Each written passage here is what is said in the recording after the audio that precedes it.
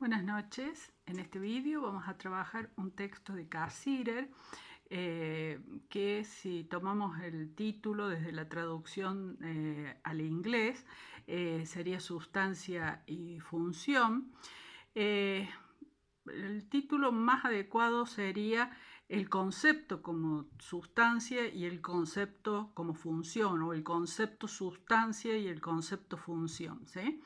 Sería la forma más adecuada que reflejaría mejor lo que aquí Cassirer está desarrollando.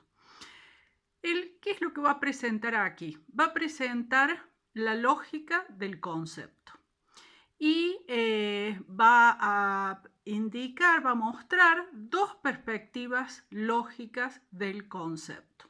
Es decir, que va a considerar el concepto desde dos perspectivas lógicas.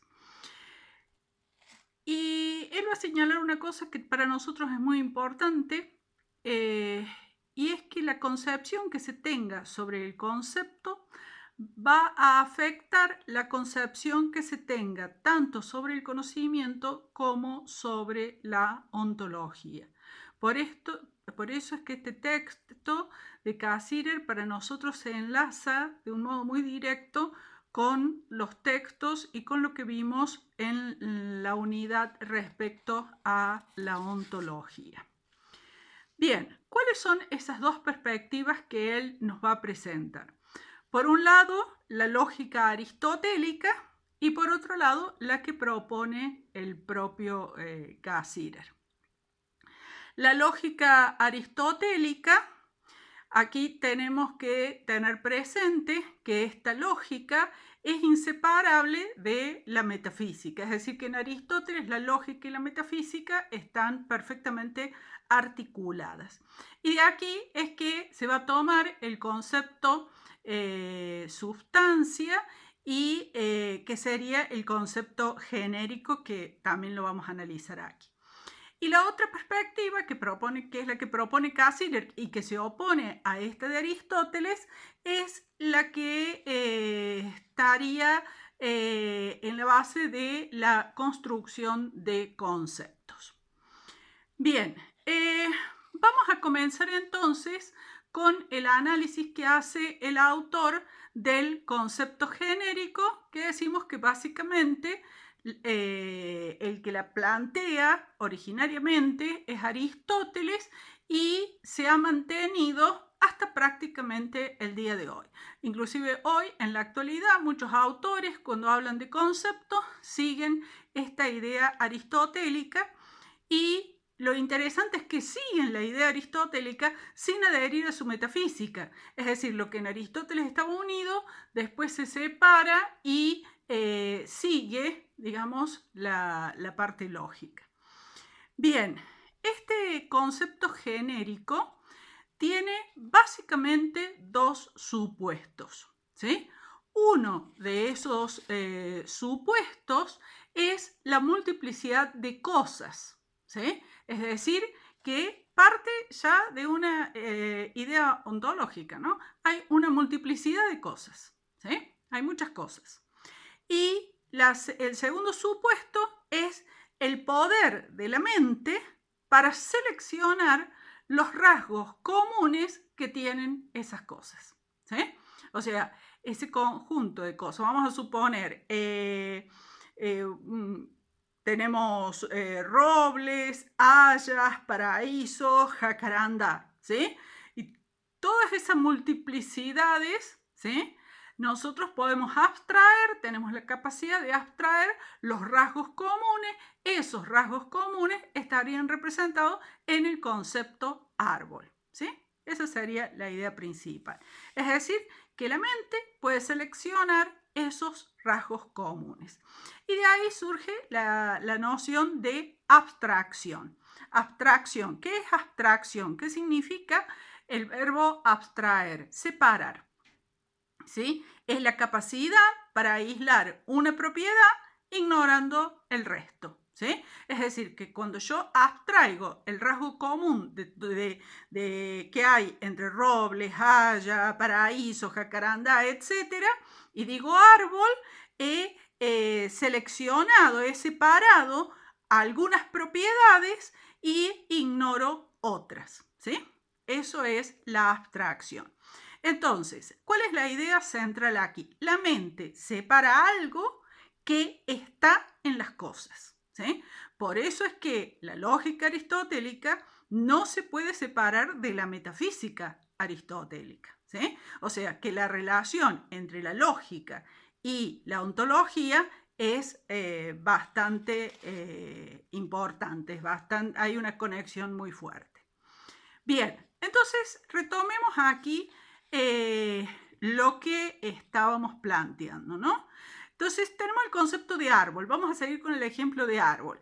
Tenemos el concepto de árbol, ese es un concepto genérico supremo, lo vamos a llamar así, un concepto genérico supremo respecto a los robles, al concepto roble, al concepto haya, al concepto paraíso, al concepto jacaranda, ¿sí? ¿Por qué es supremo? ¿Sí?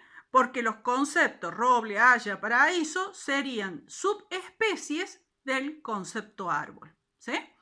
Entonces, el concepto jacaranda, por ejemplo, tiene propiedades propias que no son comunes con el concepto paraíso, con el concepto haya, con el concepto roble. Entonces, cada uno de estos conceptos contiene propiedades que son propias y que no las comparte con los otros conceptos. Pero cuando decimos árbol, allí tenemos algunas propiedades que sí son comunes entre todas estas, ¿sí? Entonces, el concepto genérico supremo, de alguna forma, comprende a todas esas propiedades comunes que tienen los robles, las hayas, los paraísos, los jacarandas, ¿sí? Y las subespecies tienen cada una propiedades que son específicas, que son propias, ¿sí? Bien, entonces aquí podemos ver un movimiento que es cuando ascendemos y cuando descendemos en esta especie de árbol conceptual que se arma, ¿sí? Entonces, el concepto de árbol, ¿sí? Que sería el concepto genérico supremo, y el concepto de jacaranda, por ejemplo, que sería el de la subespecie que hablamos recién. Cuando vamos del concepto jacaranda al concepto de árbol, estamos ascendiendo, ¿sí? Estamos yendo desde un concepto digamos, desde un concepto que es una subespecie a un concepto genérico, ¿sí? Supremo. Y cuando vamos del concepto árbol al concepto jacaranda, estamos descendiendo. Es decir, que cuando ascendemos, ¿qué va a suceder? Que se van a abandonar ciertas características. Cuando pasamos del concepto jacaranda al concepto árbol, abandonamos ciertas características que son propias de los jacarandá para pasar a características que son comunes a los paraísos, al haya, a los robles, ¿sí? Entonces, eso es una de lo que sucede cuando ascendemos.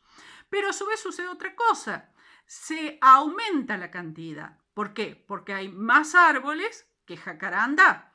Es decir, que a medida que ascendemos, perdemos propiedades específicas, pero ganamos en cantidad de objetos. La cantidad de objetos que se comprende es mayor. Es decir, la cantidad de objetos que comprende el concepto árbol es mayor que la cantidad de objetos que comprende el concepto roble, ¿sí? Cuando descendemos, ¿qué sucede? Sucede lo inverso. Es decir, que hay una mayor especificación. El concepto paraíso tiene mayor especificidad que el concepto árbol. Y se aumentan las determinaciones. Las determinaciones son justamente estas especificidades. Bien, tenemos aquí dos conceptos que son importantes, que son el de intención y el de extensión. Intención, aquí lo van a ver, quiero aclarar esto, escrito con S, ¿sí? Porque se distingue de la idea de intención cuando hago un acto que tengo la intención, la voluntad de hacerlo, ¿sí? Acá intención con S es este concepto lógico que se opone a extensión, ¿sí? Son dos conceptos lógicos de esta lógica de la abstracción, ¿sí? ¿Qué es la intención? La intención de un concepto es su contenido, ¿sí? Es decir, es la cantidad de propiedades que especifican, ¿sí? Que determinan a los objetos. Entonces, por ejemplo, el concepto paraíso tiene una mayor intención que el concepto árbol. ¿Por qué? Porque hay más propiedades específicas, hay más contenido en el concepto paraíso que en el concepto árbol, ¿sí? Y es claro, fíjense, si alguien me pregunta qué hay frente a tu casa, yo puedo decir, mira, frente a mi casa hay un árbol.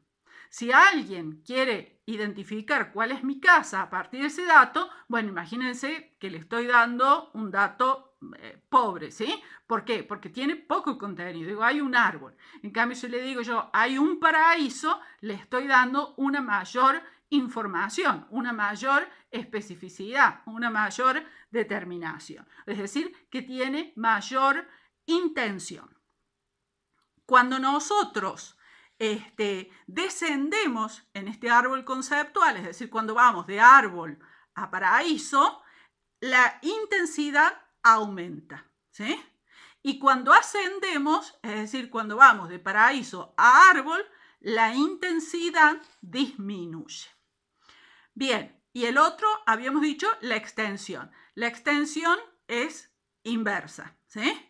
La extensión aumenta cuando subimos, ¿sí? Si yo voy de paraíso a árbol, bueno, hay más árboles que paraísos, porque la extensión es eso. La extensión tiene que ver con la cantidad de objetos que caen que caen bajo un concepto. Entonces, el concepto árbol tiene una mayor extensión que el concepto paraíso. Concretamente, hay más árboles que paraísos. Y a su vez, la extensión disminuye cuando descendemos, ¿sí? Por lo que decíamos recién. O sea, cuando vamos de árbol a paraíso, vamos perdiendo extensión.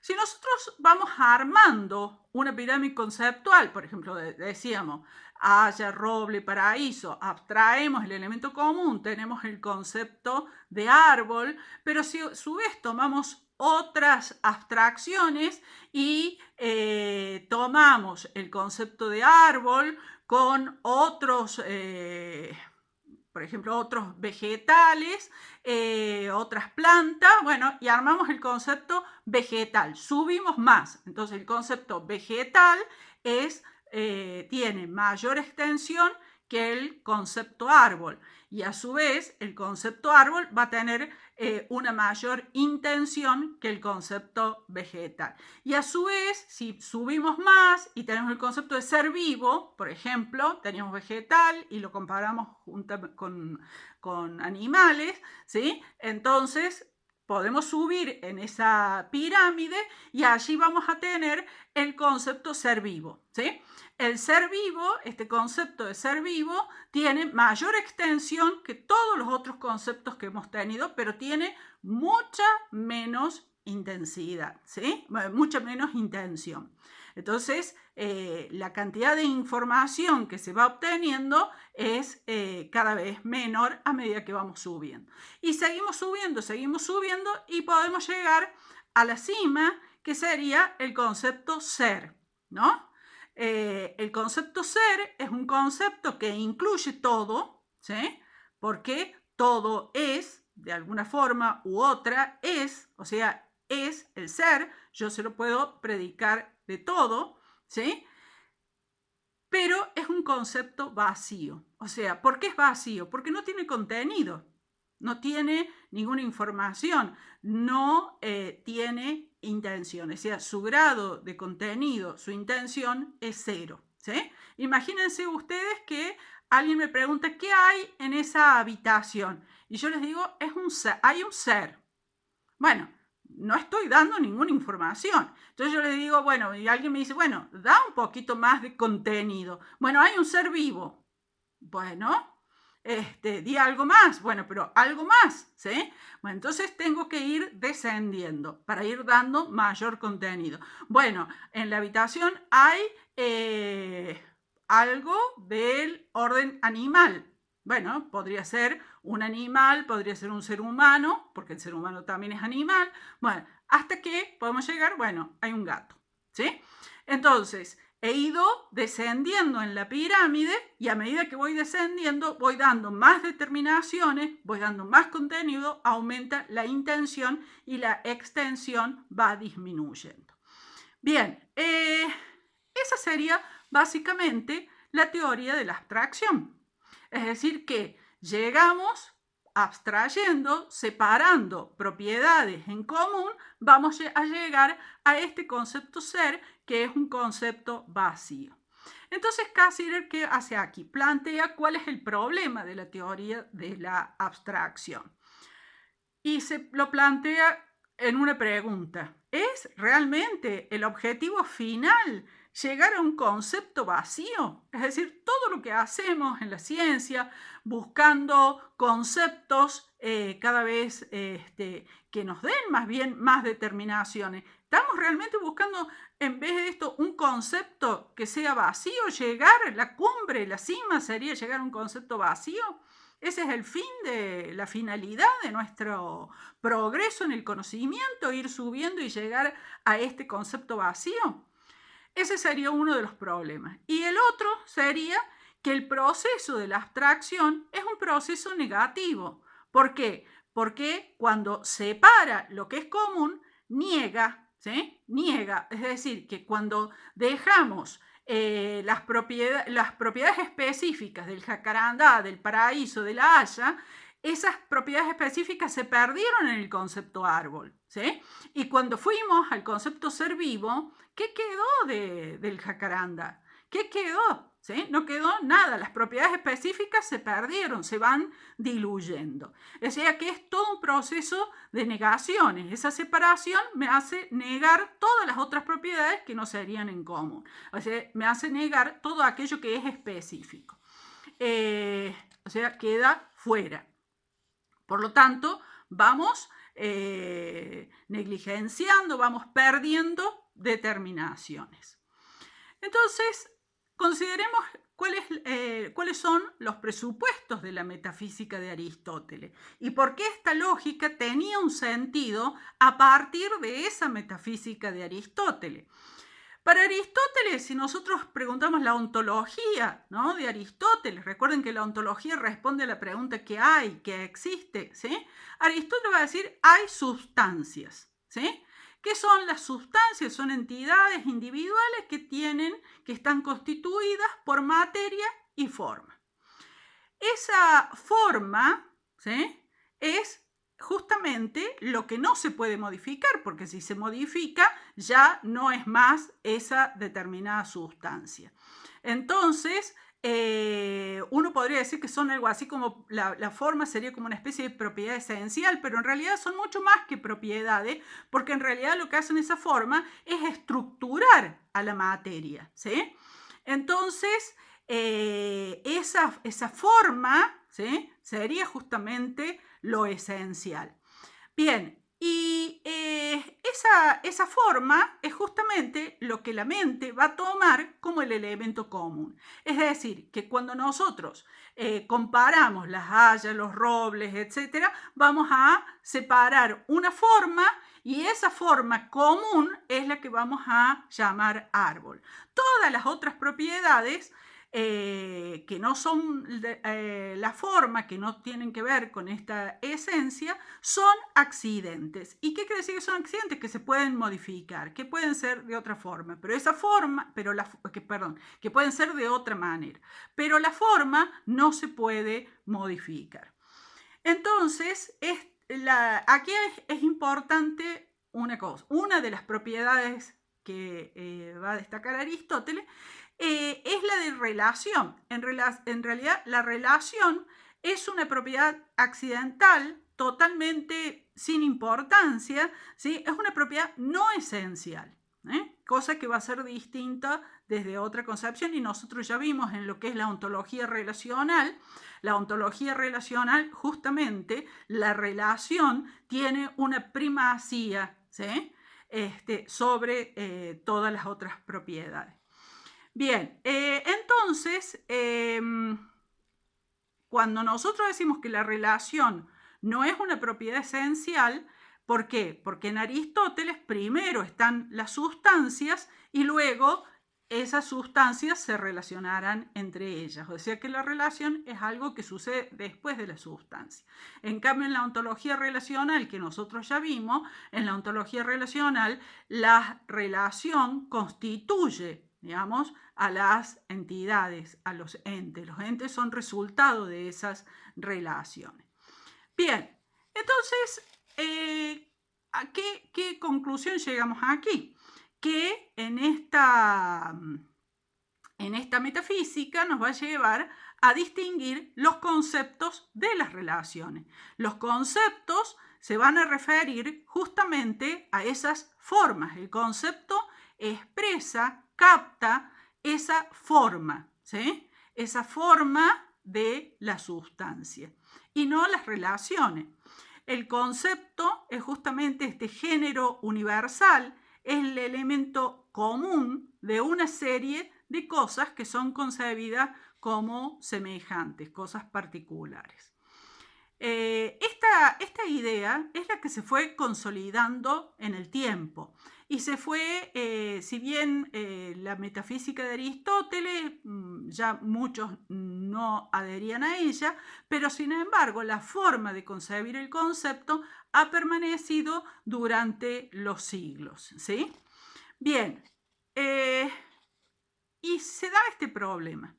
Si nosotros no aceptamos la metafísica de Aristóteles, esto es, que nosotros no aceptamos que haya sustancias que tienen propiedades o que tienen formas esenciales, entonces esa selección que hace la mente de lo común es arbitraria, ¿sí?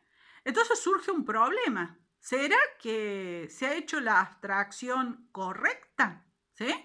Es decir, que cuando nosotros vamos a seleccionar eso que es común, como ya no tenemos esta idea que estaba en Aristóteles, que la mente tenía esa capacidad de captar esa forma, ahora ya no tenemos más ese supuesto metafísico, entonces, metafísico noxiológico, entonces, ¿será que ahora qué garantía tenemos de que hemos separado la característica, la propiedad en común, el rasgo, ¿sí? Correcto? ¿Será que a lo mejor hemos seleccionado un accidente, una propiedad que no es importante, que no es relevante? ¿Será que hemos seleccionado lo correcto? Bueno, esta pregunta en realidad dentro de la teoría de la abstracción no tiene solución. Porque en Aristóteles sí tenía solución, porque Aristóteles decía, bueno, sí, porque la mente tiene esa capacidad que nos garantiza que hemos seleccionado lo correcto. Pero si nosotros ya no adherimos a eso, entonces la mera teoría lógica no me da la solución. O sea, esta lógica sin metafísica no nos da la solución. Entonces Cassirer propone otra perspectiva lógica, ¿sí?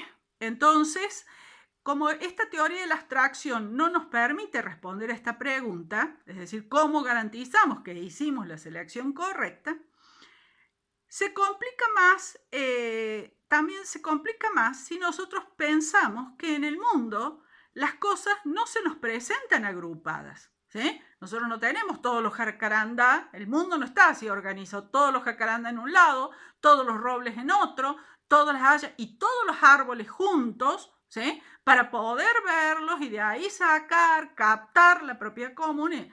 No, están mezcladas los árboles con los animales, con las plantas, con las personas, ¿sí?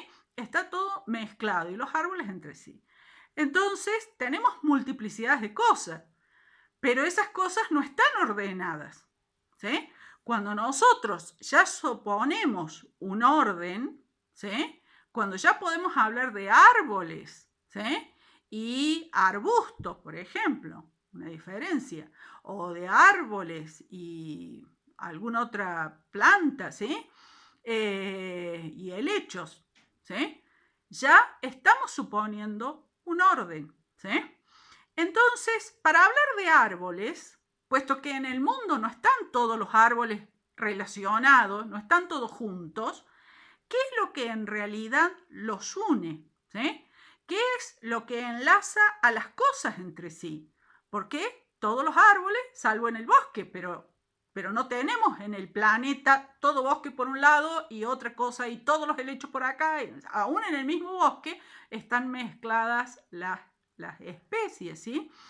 Entonces, ¿qué es lo que enlaza las cosas para que yo mentalmente pueda agrupar árboles, helechos, arbustos, enredaderas, ¿sí? ¿Qué es lo que enlaza? Hay como un orden. Yo concibo al mundo de alguna forma ordenado, ¿sí? Entonces, lo que Cassirer va a señalar es que lo que enlaza y que a mí me hace pensar como algo posible los árboles entre sí, no es un elemento más. Es decir, no es un árbol. Lo que enlaza a los árboles entre sí no es un árbol, sino que no es una cosa, o sea, no es una cosa más de ese conjunto de árboles, ¿sí? Entonces, para que nosotros podamos abstraer lo común, tenemos que hacerlo desde una multiplicidad que está ordenada, ¿sí? Pero ese orden, ¿de dónde viene? ¿Sí? Porque si no, no podemos. ¿Cómo vamos a sacar lo común de las hayas y los robles si no están todos juntos, ¿no? Bueno, entonces, ¿qué es lo que ordena? Lo que ordena es justamente el concepto. Y esto tiene una consecuencia muy importante. En la teoría de la abstracción, por el proceso de la abstracción, por medio de la abstracción, es decir, separando rasgos comunes, separando estas formas comunes, estos elementos comunes, llegábamos al concepto. O sea, en la teoría de la abstracción, el concepto es algo a lo que se llega. Yo llego al concepto de árbol, llego al concepto de ser vivo, llego al concepto de ser, ¿sí? En cambio, en la propuesta de Cassirer, el concepto es algo que se presupone, es decir, que es el punto de partida. O sea, primera diferencia importante. En Aristóteles, el concepto es algo a lo que se llega, ¿sí? Es el punto de llegada. En Cassirer es punto de partida, ¿sí? Bien, entonces, cuando a una multiplicidad de cosas las conectamos de alguna forma, es porque está operando un concepto, ¿sí? Porque el concepto lo que hace es eso, es operar. Y cuando opera, conecta, ¿sí? Conecta cosas, inclusive cuando aparece un concepto nuevo, conecta cosas que parecía que no tenían conexión entre sí. Entonces, hemos pasado de esta idea que está en la base del concepto sustancia, que es que hay cosas con atributos y que esa es la base del concepto genérico, del concepto abstracto, a una idea distinta, ¿sí? Porque fíjense, aun cuando hablamos de lo dado, ¿qué es lo dado? Lo dado es lo autoevidente. Vamos a suponer, ¿qué es lo dado? Que hay hombres y mujeres. Eso es lo dado, porque lo tomamos como autoevidente. Es evidente que hay mujeres y hombres, ¿sí? Entonces, lo dado, ¿sí? Aquí casi le va a decir, no, lo dado siempre va a suponer un concepto, porque en realidad eso es un orden, y ese orden es un orden conceptual. Entonces, lo dado siempre supone concepto. No hay un dado puro, sino que allí ya ha operado un concepto, ¿sí? Ojo, que cuando hablamos de género, de concepto genérico, no estamos hablando de género en el sentido femenino-masculino, ¿no? Es género en el sentido lógico, ¿no? O sea, aclaro eso. Bien, entonces, cuando hablamos de lo dado, decimos siempre hay un concepto, es decir, que siempre el concepto está al comienzo y no después, ¿sí?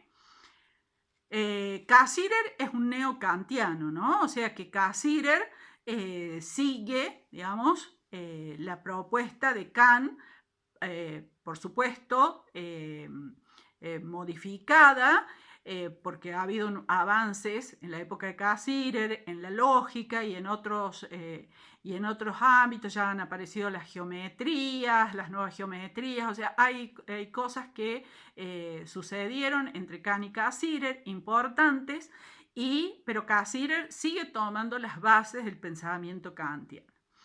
Bien, el problema de la abstracción, de pasar de los particulares a los universales, por ejemplo, de pasar o de lo más particular a lo más universal, por ejemplo, de pasar de los jacarandá a los árboles, es un movimiento, habíamos dicho, en negaciones, ¿sí? Y vamos perdiendo contenido. Y por eso decíamos que cuando llegábamos a la cima teníamos un esquema vacío. Y lo que se pierde no se recupera, porque del concepto ser, yo no obtengo las propiedades que perdí del jacaranda, ¿sí? O sea, las he ido perdiendo a medida que subo en esa pirámide. Entonces Cassirer dice, bueno, tenemos que dejar entonces como modelo el concepto de sustancia y tomar otro concepto como modelo. Y él va a tomar el concepto función de la matemática, ¿sí? ¿Qué es una función? Una función es una operación. La suma es una función, la resta, la raíz, la multiplicación, la potencia, ¿sí? Esas son funciones matemáticas. Y en una fórmula nosotros podemos hacer ese movimiento de lo particular a lo general y de lo general a lo particular. Entonces, esa función, digamos, va a ser el modelo que ahora Cassirer va a extender para todos los conceptos, ¿sí? Entonces, tenemos por un lado una universalidad abstracta, que es la del género, género en sentido lógico, ¿no? Basada en el concepto de sustancia, y la universalidad concreta basada en la fórmula matemática, es decir, en la función, ¿sí? Por eso es que Cassirer dice, la pregunta relevante con respecto a un concepto no es qué es, sino cómo opera, ¿sí? Vamos a tomar un concepto, hombre, ¿sí? No importa qué es el hombre, ¿sí? Sino cómo opera el concepto hombre, ¿sí? Bien, entonces, ¿por qué hablamos de universalidad concreta? Primero, porque eso universal es una ley de orden que determina todos los números buscados en el caso de la ley, ¿sí? O sea, contiene todos los casos particulares para los que vale. Y es concreta, ¿por qué? Porque cuando se dan valores a sus variables, lo que se obtienen son las especies de ellas, ¿sí? O sea, las subespecies que hablábamos antes. Esta idea es la que se extiende a todos los conceptos no matemáticos, o sea, conceptos en las ciencias naturales, y nosotros lo llevamos a las ciencias sociales, ¿sí? A los conceptos en general. Entonces, todo concepto es una función, Por eso decimos, no importa el qué es, sino cómo opera. ¿Y cómo opera un concepto? Igual que las funciones matemáticas, opera generando series, ¿sí? Opera generando series, juxtaposiciones, vecindades. Veamos un ejemplo, ¿sí? En un momento dado, el concepto planeta opera generando esta juxtaposición. Entonces, Luna, Marte, Venus, ¿sí? Entonces, después, el concepto planeta opera de otra forma. Saca a la Luna, ¿no? Y, por ejemplo, podemos poner ahí la Tierra. Entonces tenemos Marte, Venus, Tierra. Tomemos esas dos series. Si nosotros tenemos Luna, Marte, Venus y otra operación que hace Marte, Venus, Tierra, entonces sacar a la Luna y poner a la Tierra, eso me implica que estamos ante dos conceptos distintos, por más que la palabra sea la misma, pero son dos conceptos distintos porque operan de formas distintas. Entonces los objetos que allí aparecen en esas series van a tener propiedades semejantes, pero esas propiedades semejantes las tienen porque están en la serie. Si nosotros lo sacamos de esa serie y ponemos otro, las propiedades van a ser distintas, ¿sí? Entonces, esto nos lleva, y con esto ya vamos terminando, a la distinción entre objetos de primer orden y objetos de segundo orden, que nosotros en algún momento ya lo hablamos. Los objetos de primer orden son los objetos que se nos presentan del ascenso-percepción, ¿sí? Y podríamos hasta plantearnos si es que hay objetos de primer orden. Y los objetos de segundo orden son justamente determinados por las conexiones que establecen los conceptos. Es decir, que Luna, Marte, Venus, Tierra no son objetos de primer orden, son objetos de segundo orden, porque sus propiedades tienen que ver con aquellos que están en contacto en esa serie que ha producido el concepto. ¿Sí? Nosotros en próximos vídeos vamos a analizar muchos ejemplos. Ahora en este vídeo yo quiero presentar el aspecto formal general, ¿no? Entonces hay una diferencia que quiero que nos quedemos con eso, que es la diferencia entre miembro de la serie y forma de la serie, ¿sí? El miembro de la serie, Marte, por ejemplo, es miembro de la serie Planeta, ¿sí? Y forma de la serie es el concepto planeta, ese concepto planeta que justamente es el que hace la operación de justaponer Marte con Venus y con Tierra, ¿sí? En una de las series. Entonces, vuelvo a esto que quiero que es la idea que quede. El concepto es una función. ¿Por qué? Porque opera, ¿sí? Opera generando series, generando vecindades, ¿sí? Entonces, esas vecindades son justamente las que varían, a veces aunque se mantenga el término, aunque se mantenga la palabra, como en el caso que vimos de planeta, ¿sí? Entonces, después vamos a ver distintos ejemplos, o sea, los próximos vídeos son solo de ejemplos de esto, ¿sí? Bueno, espero que este vídeo les haya gustado y vamos a avanzar en los próximos con ejemplos. Buenas noches, nos vemos en los próximos vídeos.